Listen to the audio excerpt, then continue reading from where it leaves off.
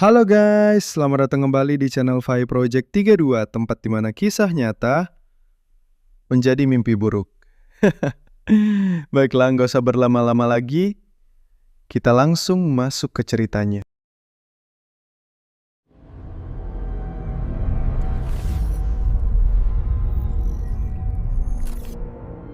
Di kampung kecil bernama Karangjati, Jawa Tengah, ada satu tradisi yang nggak pernah dilanggar. Bukan karena adat, tapi karena takut. Setiap malam bulan purnama, warga Karangjati akan berkumpul di balai desa. Mereka membuat tumpeng besar, lengkap dengan lauk pauk dari hasil bumi. Tumpengan purnama, mereka menyebutnya. Nasi itu bukan untuk dimakan, tapi untuk disajikan kepada yang menjaga kampung. Dulu, katanya, ada perjanjian.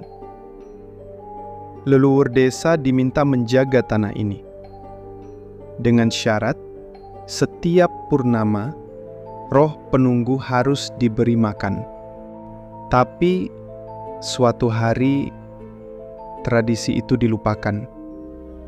Dan semua dimulai dari situ. Tahun 2023, purnama jatuh saat kampung sedang dirundung duka. Pak Lurah meninggal mendadak karena serangan jantung.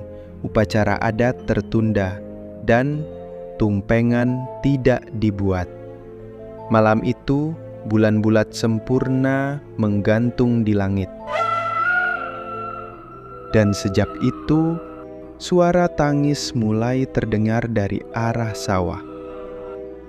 3 malam berturut-turut, suara anak kecil menangis terdengar dari pematang sawah.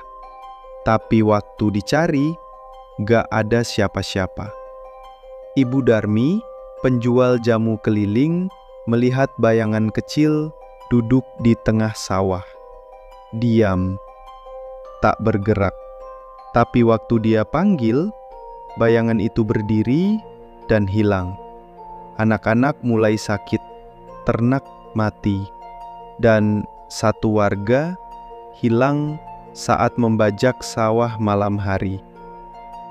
Malam purnama berikutnya, warga kembali berkumpul. Tapi tanpa Pak Lurah, siapa yang harus pimpin ritual? Tumpeng akhirnya dibuat seadanya, tapi tidak ada yang mau mengantar ke sawah. Sampai Pak Bowo berkata, "Cuma mitos, biar aku yang antar."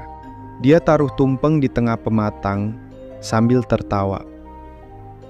Malam itu, dia tidak bangun lagi.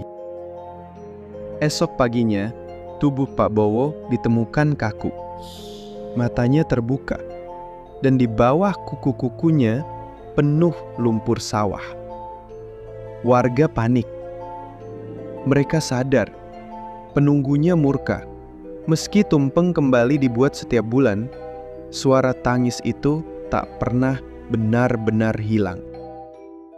Ada yang bilang, sosok kecil sering duduk di pojok rumah warga. Ada yang melihat anak kecil berjalan di atas air sawah dini hari. Warga percaya, anak itu bukan manusia, tapi bagian dari perjanjian. Mbak Wiryo, sesepuh terakhir desa, bilang, "Kalian sudah membangunkan perjanjian lama dan lupa siapa yang kalian beri makan selama ini." Tumpeng terakhir dibuat dan dibakar, lalu dikubur bersama tanah tua peninggalan kuburan Belanda. Sejak itu, tangisan berhenti. Tapi, satu rumah di ujung kampung harus dikosongkan selamanya. Jika kamu lewat Karangjati malam-malam dan dengar suara anak kecil memanggil dari rumah kosong itu, jangan lihat ke arah jendela. Dan jangan balas suara itu, karena kalau dia tahu kamu dengar, artinya dia lapar lagi.